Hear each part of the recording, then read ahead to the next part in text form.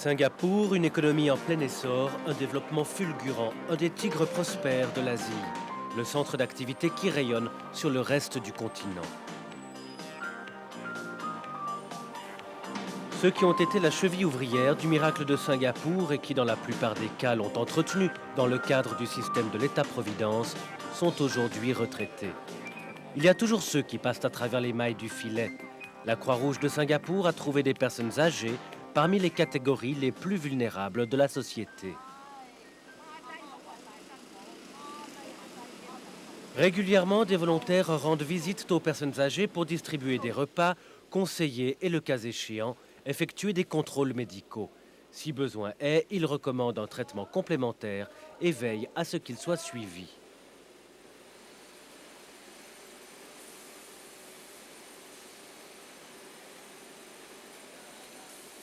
La Croix-Rouge de Singapour vient également en aide aux personnes handicapées. L'assistance de la Société nationale permet à ses citoyens de mener une vie indépendante et d'exercer une activité professionnelle. La Société nationale aide ses habitants de Singapour à trouver un emploi et leur assure, en outre, un service de transport entre leur domicile et leur lieu de travail. La Croix-Rouge fournit un logement subventionné dans une maison spécialement adaptée aux besoins des personnes handicapées. La maison d'Elizabeth Drive accueille environ 30 personnes de Singapour, toutes gravement handicapées. En 1993, la Société nationale a décidé que l'argent récolté lors de l'une de ses principales collectes de fonds, le Bazar international, servirait à financer l'agrandissement de la maison. Après une visite au foyer, un groupe de volontaires s'est senti motivé pour apporter son aide. Nous avons vu qu'il y avait énormément de choses que nous voulions faire sans y arriver car nous ne possédions pas les compétences médicales. Nous avons pensé qu'en dehors de l'aspect médical, nous pourrions aider autrement, par exemple en aidant la Croix-Rouge à collecter des fonds. Ces volontaires ont donc satisfait leur désir d'apporter une aide tous azimuts. Des collectes de fonds à la préparation d'épices jusqu'aux conserves au vinaigre pour le Bazar international, une collecte de fonds populaire tenue pour la 3e fois en 1993 à l'ambassade de Thaïlande. Les préparatifs du bazar pendant la semaine mouvementée qui le précède occupent entièrement environ 300 personnes. Les volontaires et le personnel de la Croix-Rouge s'occupent de tout. Fixer les prix des articles et organiser la disposition des stands. Le comité d'organisation coordonne l'ensemble des activités et sert aussi de source d'inspiration pour tous ceux qui participent aux préparatifs. Le personnel et les volontaires de la Croix-Rouge de Singapour ne sont plus des novices dans l'organisation du bazar. Ils connaissent toutes les ficelles de la réussite. D'abord, il faut trouver un président qui convienne à ce genre de projet. Quelqu'un intéressé par les divers aspects de l'activité de la société. Ensuite, un comité comprenant des membres ayant des relations.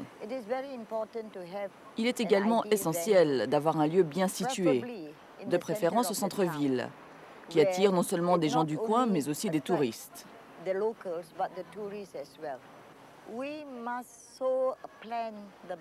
Le bazar se tiendra pendant la saison sèche, car il est à ciel ouvert. Pendant la saison des pluies, il serait sous l'eau.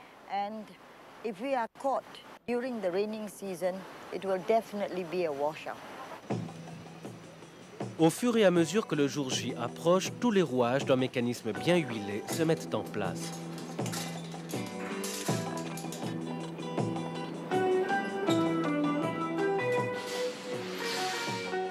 L'accent est mis sur le caractère international du bazar. Des pays du monde entier y sont représentés.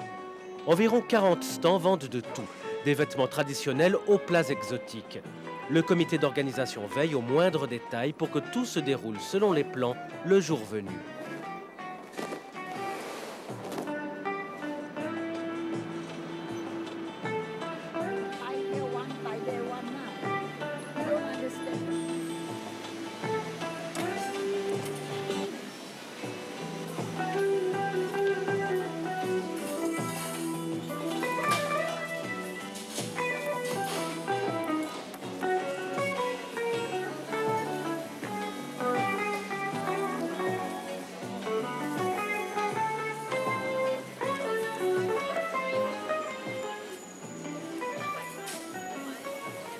Le grand jour est arrivé, la First Lady, épouse du Premier ministre de Singapour, vient officiellement inaugurer le bazar international.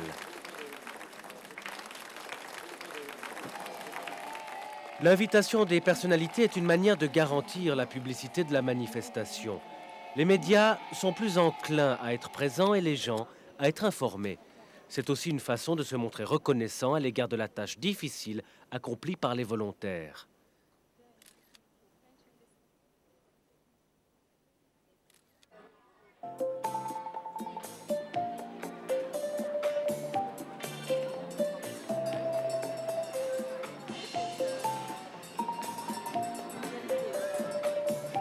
Un stand de la Croix-Rouge installé au bazar permet au public de faire la connaissance du personnel de la Société nationale. Chacun peut découvrir les multiples activités de la Croix-Rouge de Singapour en faveur de la collectivité. Mode d'emploi, le public achète des coupons à un comptoir tenu par la Croix-Rouge, coupons qui servent ensuite à payer toutes sortes d'articles, des mets orientaux jusqu'aux délicats parfums français. À la fin de la journée, avec l'entrée d'environ 1 millier de visiteurs, le Bazar international 93 a remporté un grand succès. Je dois dire que nous avons eu un succès formidable aujourd'hui. Le temps était clément et le public fantastique. En comparaison avec les derniers bazars, la vente des coupons a été... Nous ne pensions pas en vendre autant. Je pense que chacun a eu du plaisir, notamment la Croix-Rouge, comme en atteste la somme qui va revenir à la société. Les recettes ont atteint 110 000 $ de Singapour et les dépenses 24 000 $. Toutefois, quel que soit le succès de l'événement, il est toujours possible de l'améliorer.